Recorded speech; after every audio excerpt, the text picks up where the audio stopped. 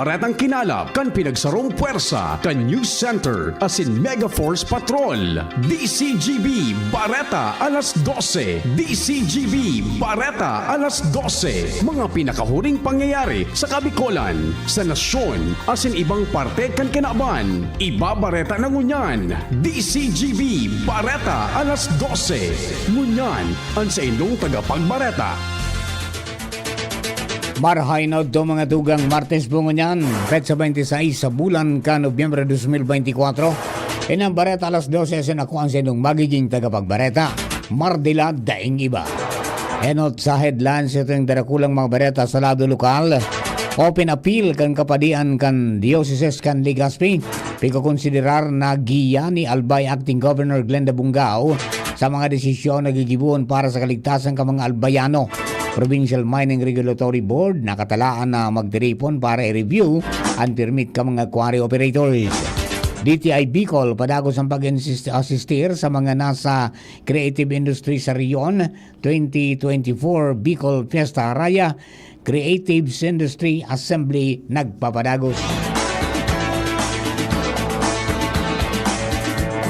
Calamity loan, pwede nang applyan ka mga membros kan Social Security System o SSS na nasa harap kan state of calamity. Pag sumite ng aplikasyon, dapat iagi sa online sagod sa Disyembre 19, 2024. Supply as in inventaryo ka basic necessities as in prime commodities sa Catanduanes. Estable sigon sa DTI Bicol. Sa lado nasyonal, AFP nagpaimutik na sa online post kay may kinaraman sa pagtatao nin military protection kay VP Sara Duterte. Aligasyon ni Zuleika Lopez na inarasya kan kamera, pinaimutikan kan video footages. DOH, sinulgar na may nagkapirang mayor na nagbulsa kan health emergency allowance ka mga health workers. Bureau of Corrections, pigadala na kan sain na kulungan matinir ang convicted drug mule na si Mary Jane Veloso sa pag-abot kay ni Isan Nasyon. Sa lado nin bareta sa ibang nasyon, 17 katawo na wawara sa paglubog kan tourist ship duman sa Red Sea. Bantang sa lado ni Karaoke Sports, Troy Rosario bagong kabarangay Hinebra sa pagpuon kan PBA Seasons 49 Commissioners Cup. Yan ang headlines kunya sa detalles ka mga bareta enot sa lado lokal. Ang baretang ini hatod sa Indokan, San Miguel Pale Pilsen, sarap laging kasama. Magayon na naging open appeal ka mga kapadian kan Diocese kan Legazpi sa mga opisyal kang gobyerno.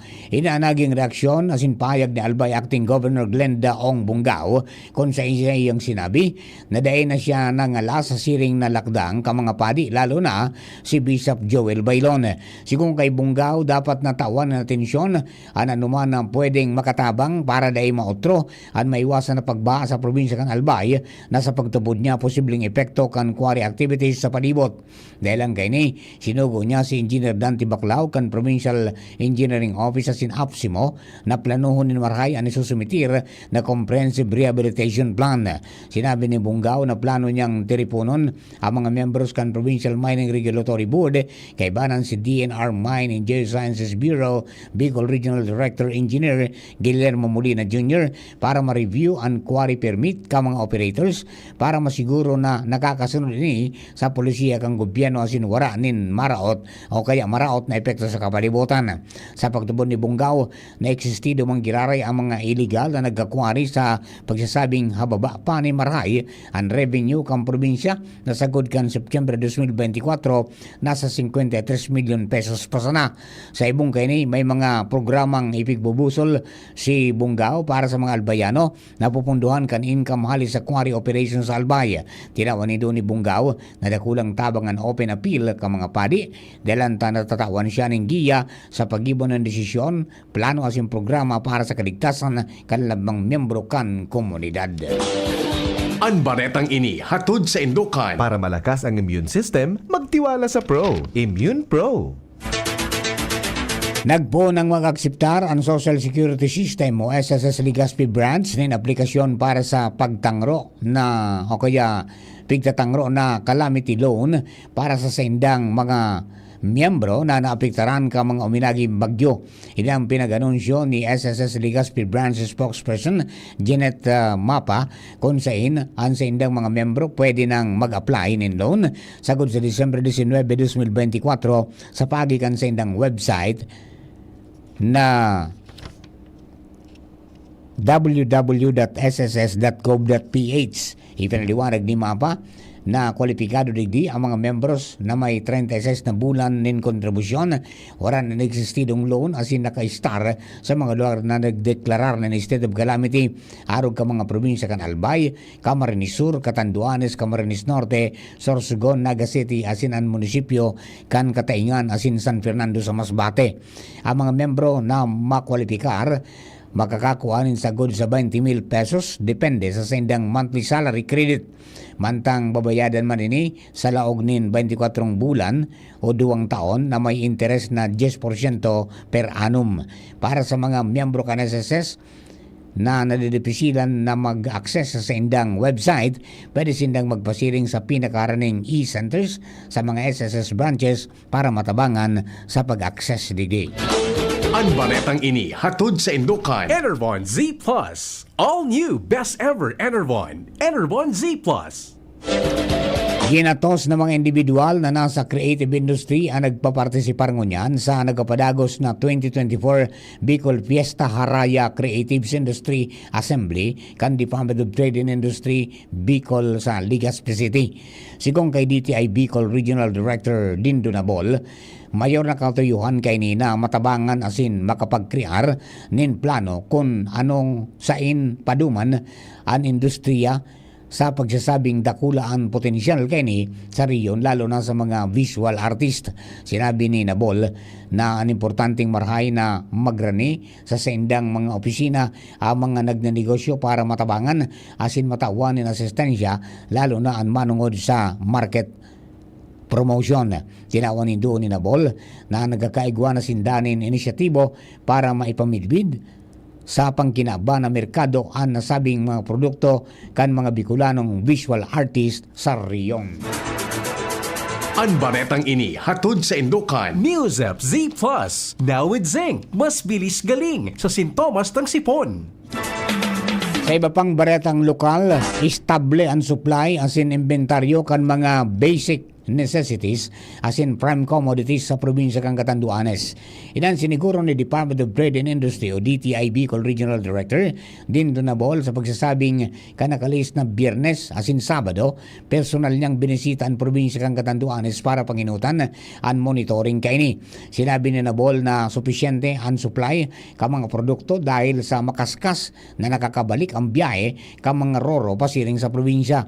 Pigpaliwanag ni Nabol na wala manin paghiro sa mga pamresyuhan dahil sa price freeze order na madurar ng 60 diyas o sagod sa Disyembre 24, 2024. Sobra sa 3,600 na mga titulo nindaga asin certificates of condonation with release of mortgage ang i-distribuir o pig-distribuir kan Department of Agrarian Reform Bicol sa mga paraoma sa Bicol ngunyan aldaw. Sigon sa DAR Bicol, kaibanan sa mga matatawan kanasabing dokumento ang mga sobra sa 2,600 na mga paraoma o DAR beneficiaries hali sa probinsya kan Albay, Catanduanes, Masbate, asin Sorsogon. Katuyang kaining matabangan ang mga paraoma asin mapakarahay ang sendang pamumuhay. Ang distribusyon pinanganotan ni DAR Secretary Conrado Estrella III asin ni Senador Amy Marcos. Naglangkaw ang singil sa kuryente sa probinsya kan Albay ngonya na bulan ni Nobyembre 2024. Ina ang pinag-anunsyo kan Albay Electric Cooperative Incorporated kung saan resulta ini kan paglangkaw sa presyo sa wholesale electricity spot market o WESM. Dahilan kay ni sobra sa 9 pesos na ang singil para sa residential area sa mainland, sobra sa 8 pesos man sa mga low voltage, asin sobra sa 6 pesos naman sa high voltage. Para man sa isla, sobra sa 11 pesos ang presyo kang kuryente sa residential, asin sobra sa 10 pesos sa low voltage. Sigon sa Aleco, sa kabilugan nin singil, kaibana na ang value-added tax o VAT naglangkaw nin sobra sa 35 sentimos para sa mga residential as in low voltage na konsumidor, mantang naglangkaw man nin sobra sa 20 sentimos ang singil para sa mga high voltage na konsumidores kung ikukumparar kan nakalihis na bulan.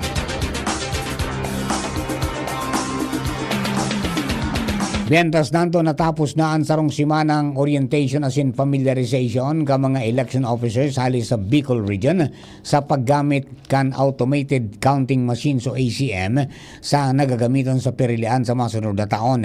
Sigon ini sa pagipag-uron kan DCGB News kay UWAS Commission on Elections o COMELEC Officer Alfredo Bas kung sain sa nasabing aktibidad ginibo tanganing maaraman ninda kung paano ang paggamit ka nasabing ekipahe. Sinabi man ni Bas na sa Disyembre 2, 2024 nakatalaan ng mag-arabot ang mga ACM nagagamiton sa roadshow kan komisyon. Enot nagigibo ng aktibidad sa Bicol University asin dadarahon man sa manalain ng barangay sa riyon. Ang nasabing mga aktibidad parte kan sa indang paganda sa 2025 local asin national midterm election sa bulan nin Mayo. Sa saropang baretang lokal, suminakat na sa 217 ang kaso ng pertusi sa Bicol Region. Sigon ini sa Department of Health Bicol Center for Health Development o DOH Bicol CHD kung saan ang datos tinipon poon kan Enero 1 sa Nobyembre 23, 2024. Halos sa nasabing numero, tulo sa ang mga tinamaan kan whooping cough an nagadan nakapag-rehistro man in 132 na kaso ang probinsya kan Albay, 39 sa Camarines Sur asin Sorsogon, 4 sa Camarines Norte, 3 sa Masbate mantang 0 case sa Catanduanes. Nasa 53 man sa mga kaso ang laboratory confirmed asin 164 man ang clinical case. Mga tugang yan po ang primerong parte kaso ng Bareta alas 12, Bareta sa lado lokal. Ang mga Bareta niya sa lado nasyonal, ibang nasyon, sports sa siniba pa, makalis lamang po kini. Pre, makinig ka muna. Payong kaibigan lang ha. Work hard, play hard. Yan ang motto ko dati. Pero nakakapagod din pala katagalan. Sa gitna ng lahat ng mga puyat, inom at pagkain ng masasarap, kasama na ang oily at fatty foods, kailangan pa ring bantayan ang kalusugan. Tamang kontrol ang kailangan. Katuwang ko, ang Liverade. May silimarin na maaring makatulong protektahan ang atay. Cheers to more good times. Be a liver lover. Mahalagang paalala, ang Liverade ay hindi gamot at hindi dapat gamitin paggamot sa anumang uri ng sakit. Ang good drinks at good food, perfect combo. Isama pa ang Liverade para sa kalusugan ng atay. Mabibili sa mga leading drugstores nationwide. May iba't ibang karamdaman ka ba gaya ng high blood pressure, diabetes, sakit sa puso, sa kidney, sa atay, may myoma, na stroke, may gallstones, cancer at marami pang iba? Ang Amazing 4 ng Miracle Health Corporation ang subukan mo. Makakatulong dahil mula ito sa epektibong Amazing Trio at mas lalo pang pinalakas dahil sa Mega 1 na mayroong 21 sangkap. Subok ng nagpapalakas ng immune system at marami na ang mga natulungan na mayroong iba't ibang karamdaman. Huwag nang patagalin pa. Alin at magpakonsulta. Maaaring pumunta kay Doc Joey Bitito sa Barangay 18, Cabangan West, Legazpi City, kaharap lang ng Bangko Sentral ng Pilipinas. O tumawag sa 0998-975-8121 or 0917-853-8933 para sa free consultation sa natural medicine. Mapapanood din ang serbisyong natural, kalusugan at bayanihan sa YouTube channel at sa Facebook page na Doc Joey Bitito. Ngayong panahon ng tag-ulan, narito ang mga dapat nating tandaan upang ang ating pamilya ay handa. Alamin ang balita ukol sa panahon at mga anunsyong pangkaligtasan. Alamin ang plano ng komunidad sa pagbibigay babala at paglikas. Suriin ang bahay at kumpunihin ang mga mahina o sirang bahagi nito. Ihanda ang go bag na naglalaman ng mga pangangailangan ng pamilya. Iligtas ang mga alagang hayop sa ligtas na lugar at kapag inabisuhan ng kinauukulan, mabilis na lumikas sa itinakdang evacuation center. Kapag oras na may tumama na bagyo, maging mahinahon at manatili sa loob ng bahay o evacuation center at makinig sa pinakabagong balita at taya ng panahon. Patayin ang main switch ng kuryente at valve ng tubig. Gumamit ng flashlight o emergency lamp at mag-ingat sa paggamit ng kandila o gasera. Pagkatapos naman ng bagyo, hintayin ang abiso ng kinauukulan na ligtas nang bumalik sa tahanan.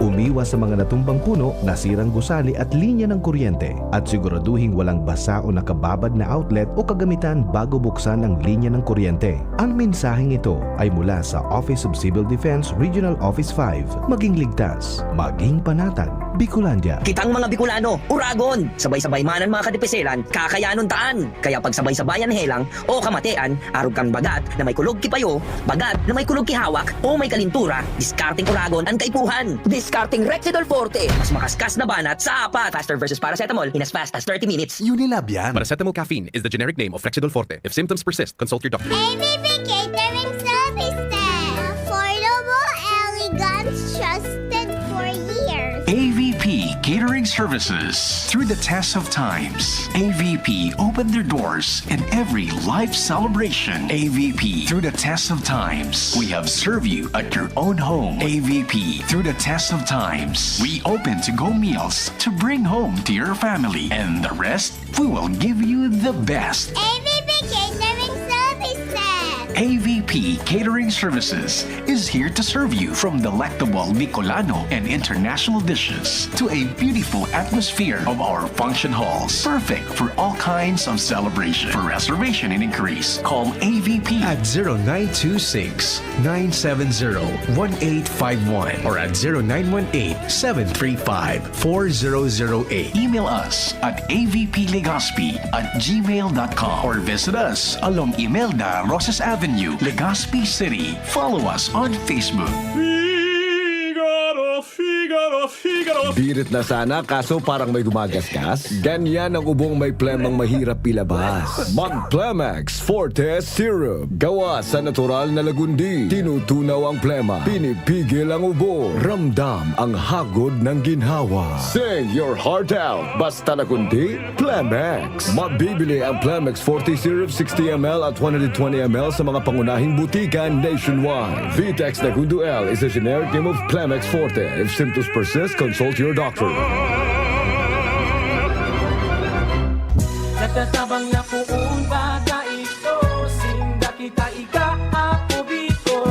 Na makita ang totoong serbisyo. Hanggang ngunyan ako biko lang sa puso ko. Igwang tabang sa turismo asin pag-asenso. May mga scholar na nagkaigwang trabaho. Kadakol na mga naginibo. Lalo sa mga para o matius na pamilya pa.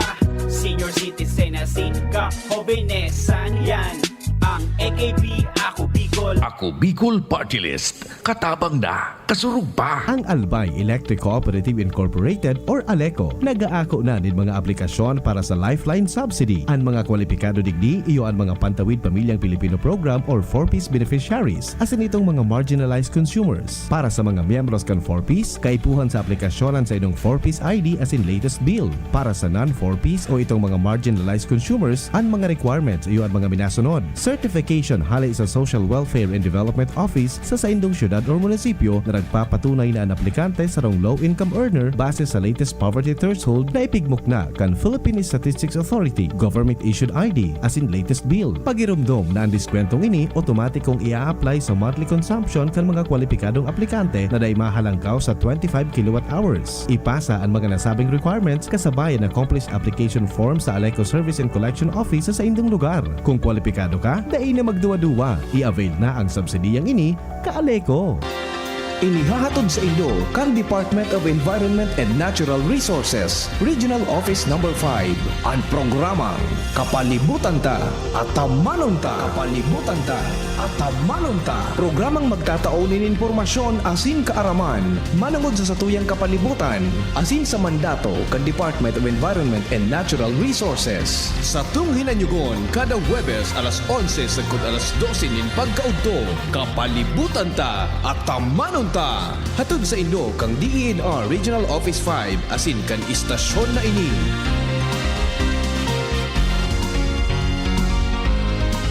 Thank you Kong Joey Sanceda. Habang sa agrikultura, turismo, infrastruktura, financial tabang medika. Thank you Kong Joey Sanceda. Buhay natin mas sumasaya.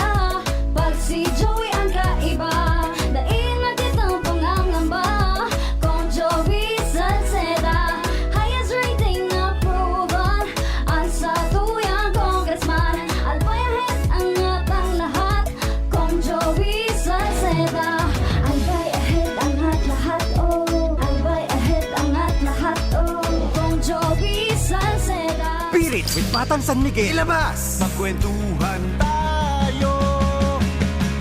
Hirit na, ilabas mo. Makikinig ako. Hirit na, ilabas ang kwento. Pag San Miguel tayo. Hirit na, ilabas mo. Ang San Miguel Philippines, sarap laging kasama.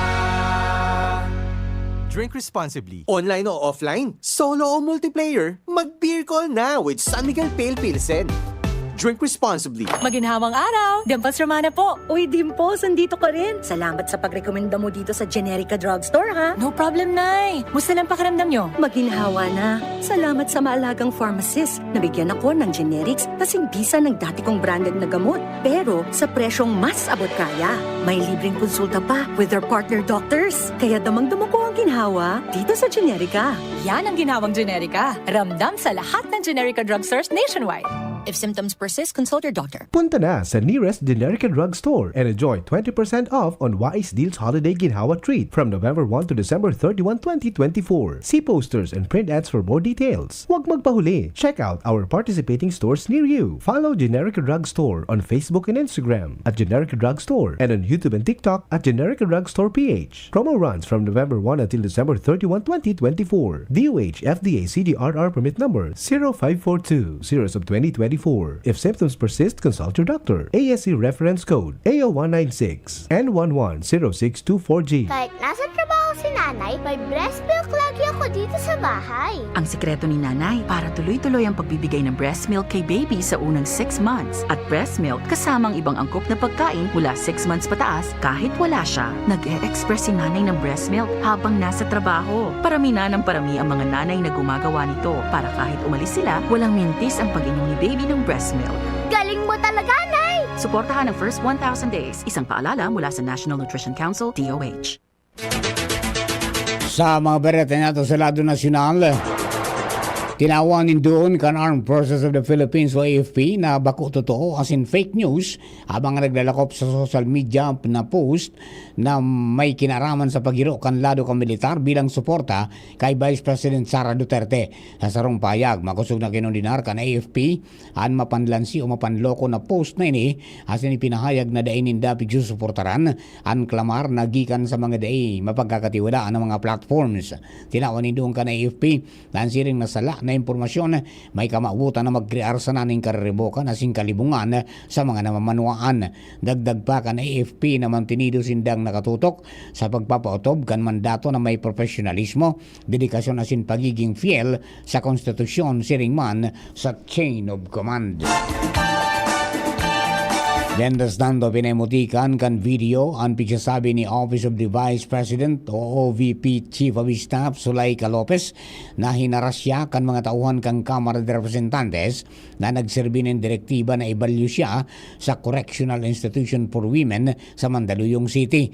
Sa pagdangog kan House Committee on Good Government and Public Accountability kaswapon, ipinailing ni na House Secretary General Reginald Velasco asin Sergeant at Arms o SAA Napoleon Taas ang mga video footages para patunayan na bako totoo ang sahot ni Lopez. Sa sarong online press conference kan Biyernes, sinabi ni Lopez na linaog ka mga uniformadong tao ang sa iyang detention room, pinatakot siya asin kinumpirmar o kaya kinumpiskar ang sa iyang cellphone. Sinabi kay ni na ang sa iyang buhay na bugtak sa peligro asin nabayular ang sa iyang diretso. Alagad base sa video, kalmadong tinuktukan kan mga babaeng security officer ang pintuan kan detention center asin luhay-luhay na naglaogan mga ini para ipahayag ang kasuguan kang komite na ibalyo siya ning kulungan. Ang desisyon na ibalyo si Lopez resulta kang pagkakaigwa ng security breach sa Kamara matapos na magsayuma si Vice Presidente Sara Duterte na maghali sa House of Representatives. Sinabi pa na ang sinabi ni Lopez sa suhay sa mahiling sa video asin pahayag ni Taas. Sigong pa kay Taas na prinotiran kang Kamara si Lopez asin pigrespeto ang diretso kay ni. Pinimutikan pa ni Taas na nabugtak sa peligro ang buhay ni Lopez mantang nasa kustodiya kan Kamara. May mga tauhan na ang National Bureau of Investigation NBI sa House of Representatives para iserbi ang subpoena kontra kay Vice Presidente Sara Duterte sigong kay NBI Chief Jaime Santiago. Sinabi niyang pinanginutan ni Attorney Jeremy Lotok kan Cybercrime Division ang team. Makoordinar man ng NBI agent sa House Sergeant at Arms may kinaraman sa digdi. Ang subpoena may koneksyon sa payag kan Vice Presidente na may kinanauro na siyang tao na magadan kina Presidente Bongbong Marcos Jr., Primera Dama Lisa Araneta Marcos asin House Speaker Martin Romualdez in kaso gadanon siya. Mientras tanto, sa katakod na bareta, DNA-SRB ka National Bureau of Investigation o NBI ang subpina kontra kay Vice President Sara Duterte dahil sa nakahali na ang opisyal sa House of Representatives kaswapon. Inidahilan sa inibanan kang Vice Presidente ang Office of the Vice President Special Disbursing Officer na si Gina Acosta na idinalagan sa ospital sa taho ka na pagdagol o kaya pagdangog sa paggamit kan confidential fund kan opisina. Sinabi ni NBI Chief Jaime Santiago na hagada nindaning paliwanag si VP Duterte manungod sa assassination plot kontra kina Presidente Bongbong Marcos, First Lady Lisa Araneta Marcos Jr. asin House Speaker Martin Romualdez. Laom nindang mag-aparisir sa NBI office sa Biyernes, Nobyembre 29, alas 9 nin aga ang Vice Presidente. In kaso no show, ang Vice Presidente wala sindang magiginibo dahil wala sindang contempt power. Sinabi niyang kung siring ang mangyari, ang gabos na ebidensyang pugol ninda ikukulate asin isusumitir sa prosecutor's office para matimbang kung igwang probable cause to file charges kontra kay VP Duterte. Enot ng sinabi ni Duterte na handa siyang magampang sa NBI asin simbagon ang mga kahaputan kay ni. Sa iba pang bareta, pinimutikan man ni House Speaker Martin Romualdez ang akusasyon ni Vice President Sara Duterte na may plano siyang rauton ini dahil sa pagsasabing political ambition para sa 2028 election. Inapod niya ining taktika para biriko na atensyon gikan sa mga aligasyon kan salang paggamit kan pondo kan Office of the Vice President as in Department of Education. Sinabi niyang malinaw ang katotohanan na ang trabaho niya bilang speaker iyo ang magtrabaho asin bakong manratak ang politika nin panraraot dahil rin man naging parte kan sa iyang prinsipyo. Tinawan pa niya nin doon na bako ini personal, ini-issue nin paninimbagan asin tiwala ka na mamanuaan.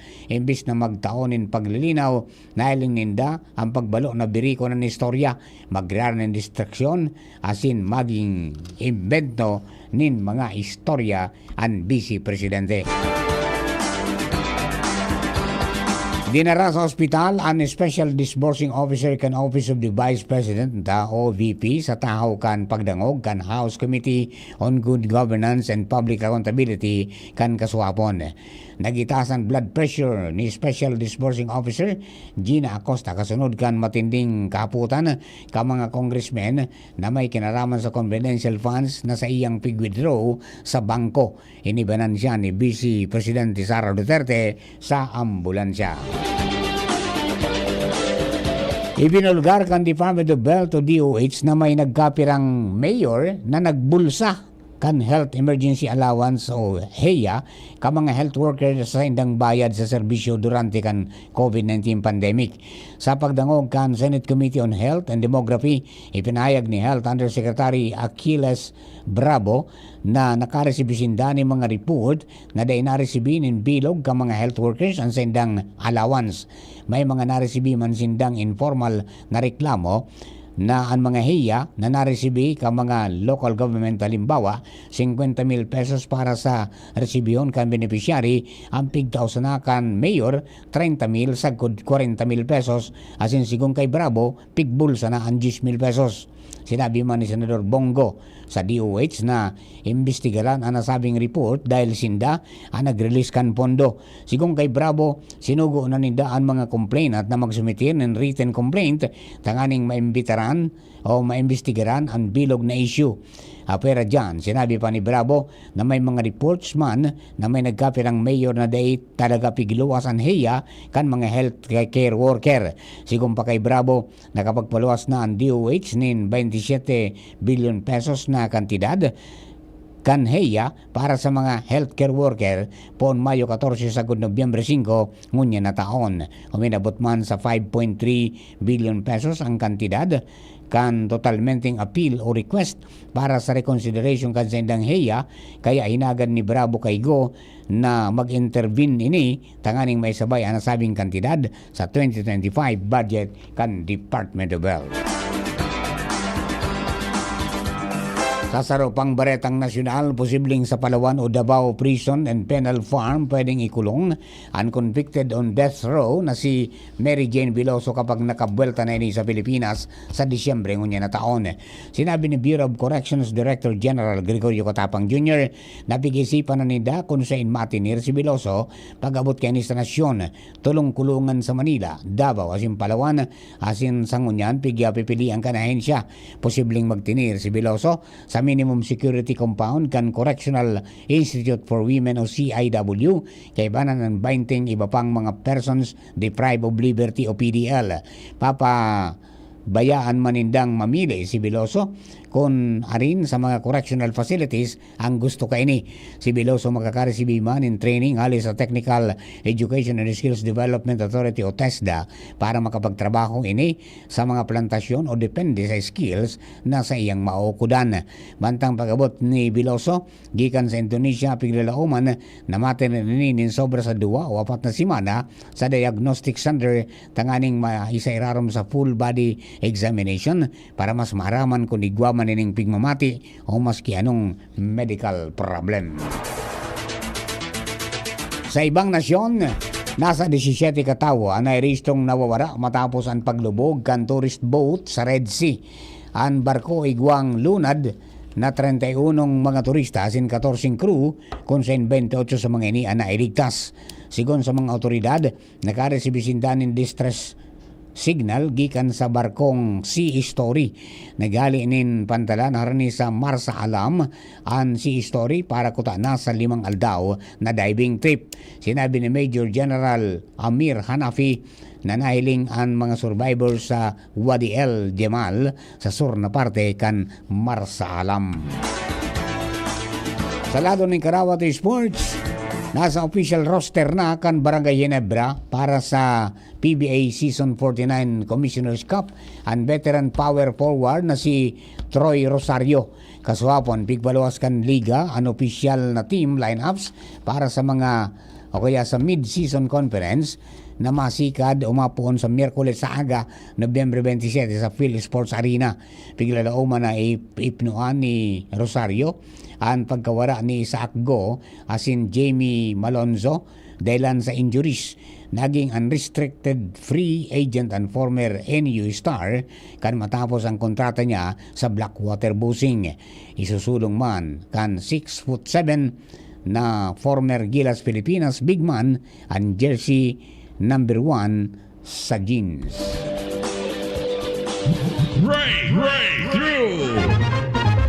Sa tuyang bareta sa sensya, sin teknolohiya, houseboats ang apod sa sarong robot na makakatabang sa pagpapadali kan pagsakat sa mga lanob asin iba pang surfaces para sa visual inspection, pagpintura, paglinig asin iba pa. Ang houseboats palagos pang pigde-develop kan HB1 igwanin apat na rueda asin konektado sa 110 volts tether para sa pagkontrol kayni. Dahilan kayni, imbis na ang mismong tao ang magsakat sa mga agihanan, mga lanob, sa kisame, asin iba pang surfaces para magkondukta ng building o infrastructure survey, mismong ang houseboats ang magibo kayni. Ang houseboats dahil na babakal, halagad pwede ning rentahan o arkilahon sa kantidad na $25 kada bulan. Istorya na iiba. Sa tuyang espesyal na istorya, sa edad na 17, Si Sofia Park ang nakapagrehistro ng istorya sa kinaban matapos na makapasar sa California Bar Exam. Ang bar exam na saro sa pinakang dipisil na ipasar sa Estados Unidos. Nakakuha siya ng passing rate na 53.8%. Asin inanunsyo ang triumpo ni Sofia kan Nobyembre 8, 2024 matapos na magkuha ng bar exam kan Hulyo kan nakaaging bulan ng Hulyo. Ang sa iyang bako normal na paagi kan schooling kung saan pinagsabay niya ang bachelor's degree as in low degree kan siya 13 anyos ang hinangaan kan kadaklan. Sa Marso 2025 isiselebrar ni Sofia ang sa iyang 18th birthday as in pinunan ang karir bilang prosecutor sa Tulare County District Attorney's Office. Si Sofia Park ang pinakang aki na nakapasar sa bar exam sa Estados Unidos. Flashback! Nobyembre 26 kan taon 1862 o 1862 kan namundag sa Baknotan, La Union si Mariano Dacanay, ang pamosong Ilocanong padi na nagtaonin titulo sa tula ni Jose Rizal bilang Mi Ultimo Adios o An My Last Farewell. Si Dacanay ang sarong translator at sinakaresibi kan kopya kan tula ni Rizal na wala nin titulo kan taon 1897. September 25 kan pigpublikar ni Dacanay ang tula ni Rizal sa La Independencia na may titulong Mi Ultimo Adios.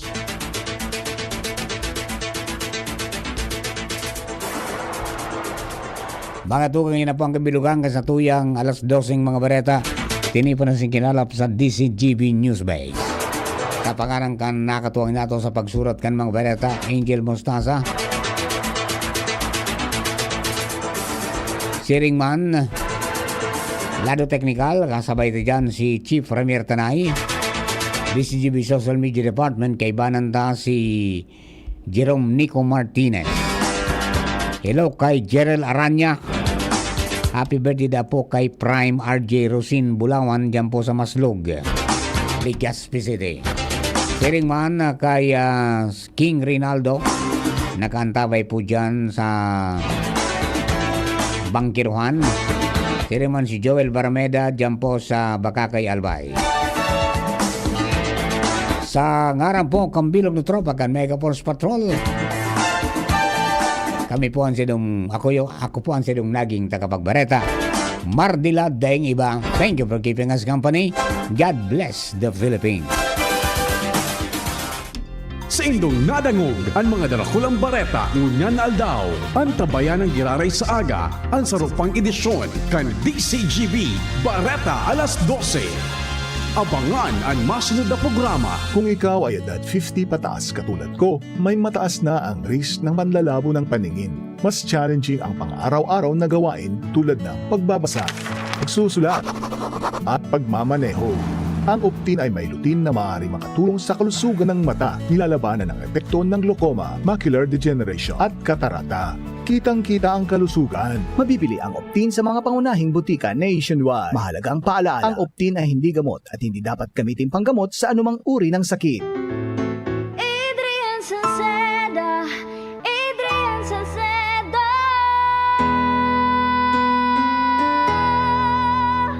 Padagos ang pagtabang niya sa sato padabata. Yan ang satong alkalde sa banwaan po langgi. Taon-taon kada ko lang mga naginibuhan niya. Idolo padabata si Adrian Salceda. Tunay na aki kanta.